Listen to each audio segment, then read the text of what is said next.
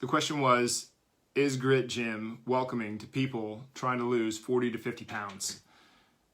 And I think this is an extremely important question. To you who asked, thank you so much, because it forced me to do this video, and I'm going to see if I can do it justice. But personally, I think that's the whole show. I think it's the whole thing. Everything around what we do stems from that one thing.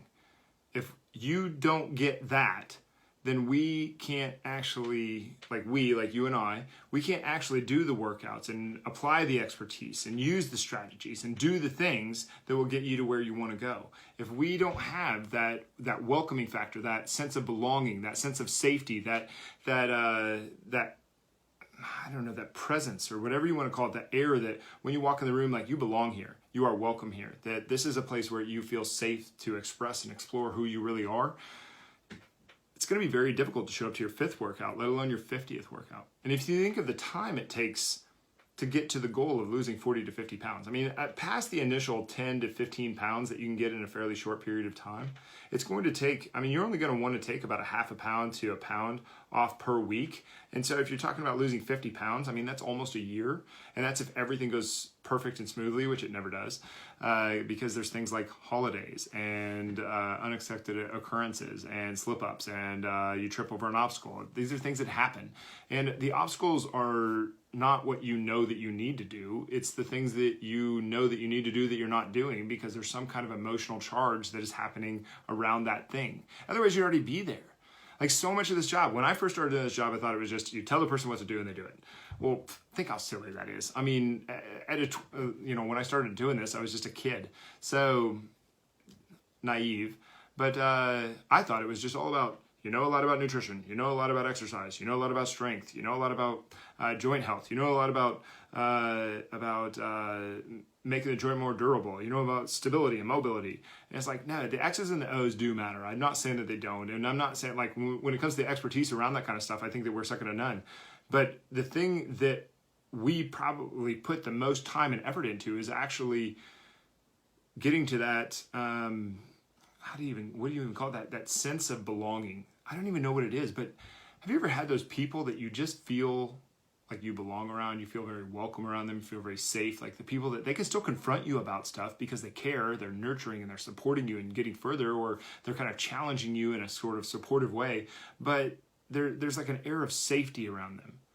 Like it's like one of the greatest gifts that you can possibly get. It's like the weirdest thing, but like these people are so rare, and if you can do that for somebody, it's such a gift. So if nothing else, it's probably like a selfish endeavor on my part to try to help you to feel that way, because it makes me feel good if you do feel that way. But also, I go back to, how are we going to get to the goal if we don't stay consistent for long periods of time? That is the whole show. We even role play this during meetings.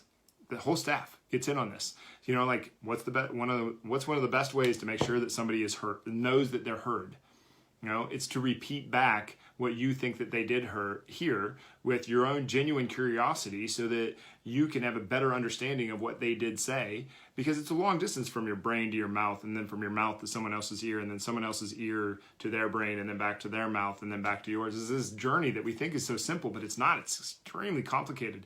Miscommunications happen all the time, even when we do this. But you know, like you tell me X, Y, Z, and I say, what? So am I hearing you correctly that you said Z, Y, X, and can you tell me more about X, with genuine curiosity, so that you know that you're heard, so that you can then go deeper with what you're trying to tell me, and I can understand you on another level, so that we can get to the heart of the matter of what we're trying to do. That is where the real magic happens. And I don't mean magic in like a hocus pocus way. I mean, like, that is where like things change. There's something, I don't know what it is, but there's something crazy that just goes on when you get to the depths of the things that are holding you back, when you start to challenge self-limiting beliefs, and you start to put, when things start to click together along the way. It's an amazing thing that's happened. And so, like, it's not just a gift to help someone feel like, it just feels good to belong. You know what I mean? And I want you to feel that way. And I don't want to get too personal here, but like, for somebody who just never felt like they belong, like never, ever, never felt welcome. Like, it didn't matter who I was around. People were dangerous and scary. and I didn't know what to do. So I just spent a lot of time alone. And I'm not saying it was bad. I got good at spending time alone.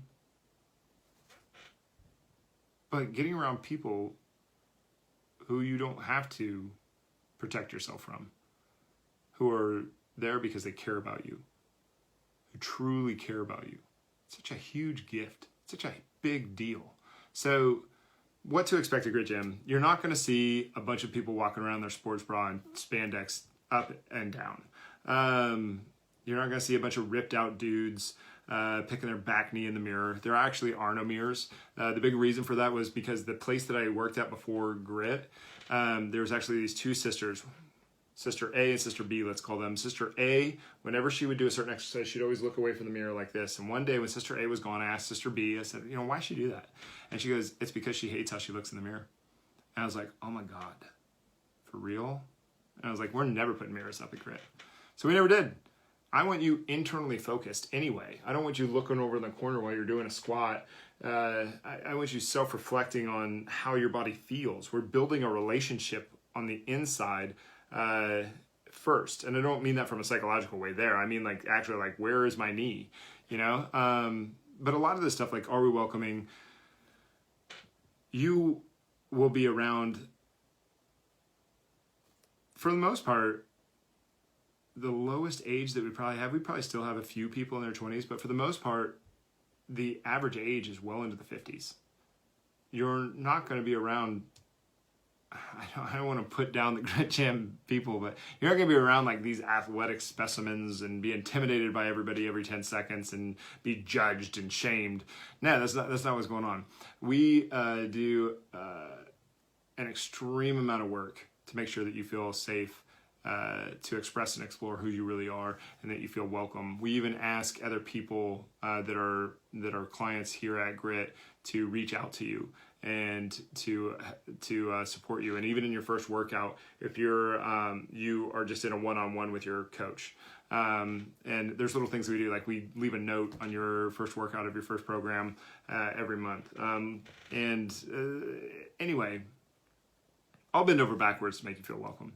I want that. And I think it's almost like a selfish endeavor because it makes me feel good for you to feel like that while you're here. But ultimately, how are we going to get to the goal if you don't feel that way? Not just from a consistency standpoint, but you have some obstacles that you're going to have to break down. It's going to take a ton of guts to do that. And it's going to take a ton of work to do that. And I don't think people really realize the level of effort that they're up against to be able to do something that is changing your identity so that you can just live a certain way without having to discipline yourself to a certain way of eating every single second of the day. It's going to take some discipline up front, and it's going to take some work, and there's going to be frustrating moments. There's going to be times when you want to quit. And if we can't be the person that you rely on in those moments, then we didn't do our job. So are we welcoming?